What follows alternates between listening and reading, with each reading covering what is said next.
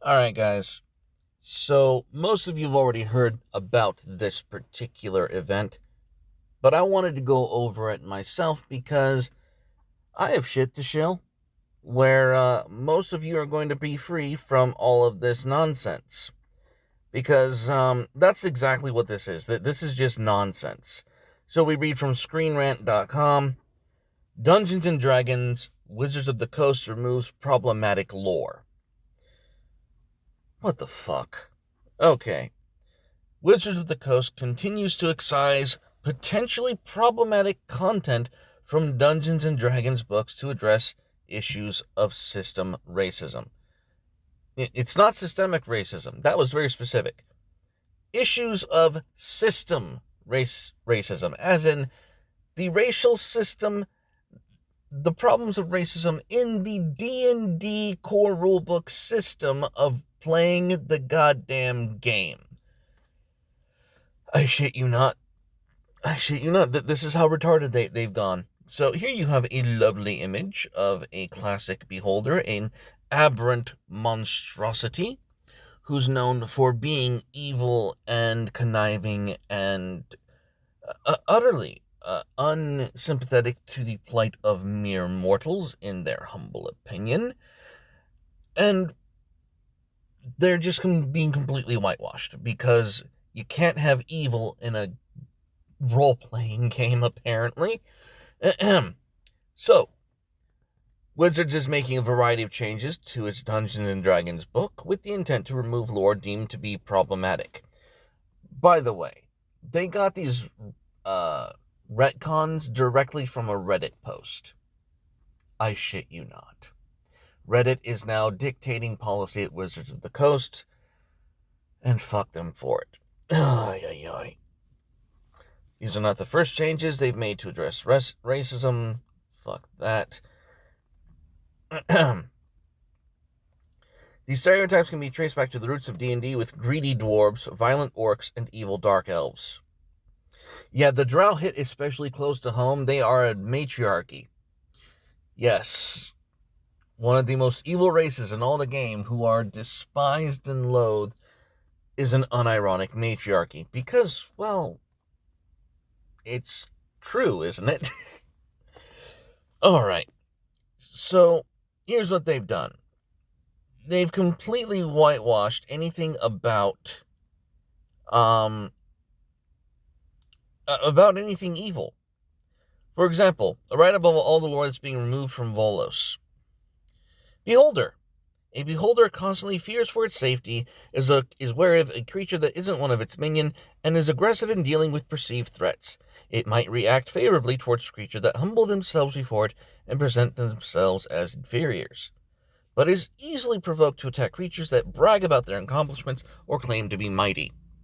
Such creatures are seen as threats or fools and are dealt with mercilessly. Each beholder thinks it is the epitome of its race, and therefore all other beholders are inferior to it, even though at the same time it considers other beholders to be its greatest rivals. A beholder might be willing to cooperate with adventurers who have news about another beholder's lair or activities, and might be non-hostile towards adventurers who praise it for being the perfect example of a beholder. Also, beholders hate every other life form. Beholders are extremely racist. Not only is the beholder think that it is the epitome of all beholderdom, it thinks that beholders are the peak of the food chain. Beholders are incredibly racist. And again, they cover giants.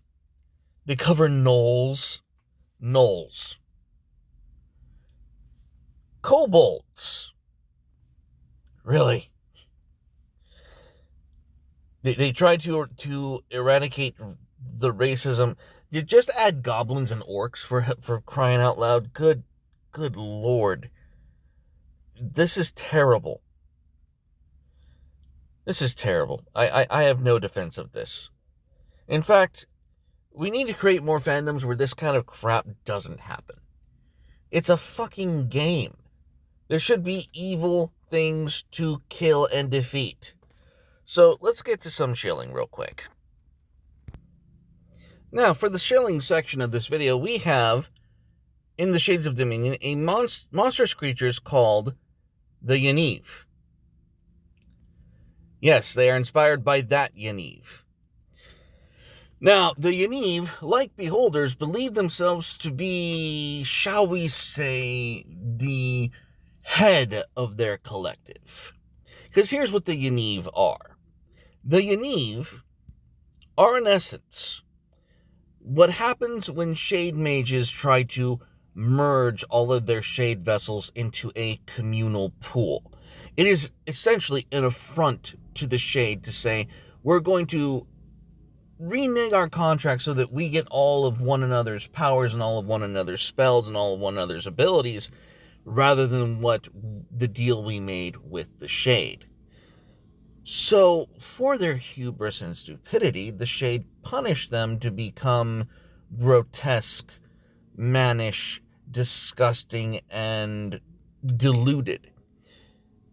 Every Yaniv must not only mutilate themselves to access the shade, but they also suffer from a grand delusion, as in a perceived identity from which they suffer from. And the Yaniv are very particular about this identity. For example, a shade mage was once ripped apart by a Yaniv for mistaking its identity as a goat, when in fact it was the guardian of Mephistopheles. Yes, that is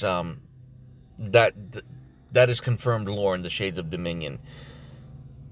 So we have the Yaniv, who, like the beholders, are part of a collective, but each Yaniv believes themselves to be the head of that collective, and that the rest of their collective are working on their behalf and their own goals.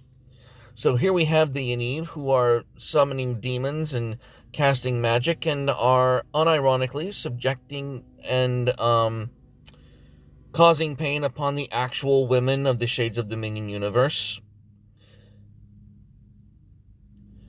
So there we have it.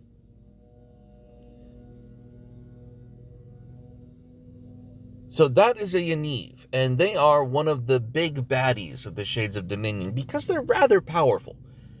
They are, in essence, a conglomeration of a bunch of shade vessels who are linked together. And when a Yaniv arrives to a plane or to a realm, they drain the shade from it so quickly that it dies within hours of their arrival. Like, these are just walking Galactuses, sucking up the shade out of the multiverse. So, in the Shades of Dominion, we do not in any way, shape, or form pander to social justice, suffice to say. And the Yaniv are but one example or proof of the fact that we will never bend to that insane infiltration and culture rape. So, I hope y'all have enjoyed this, and I hope you consider giving the Shades of Dominion a look. That's it. I'll see you guys in the next one. Bye-bye.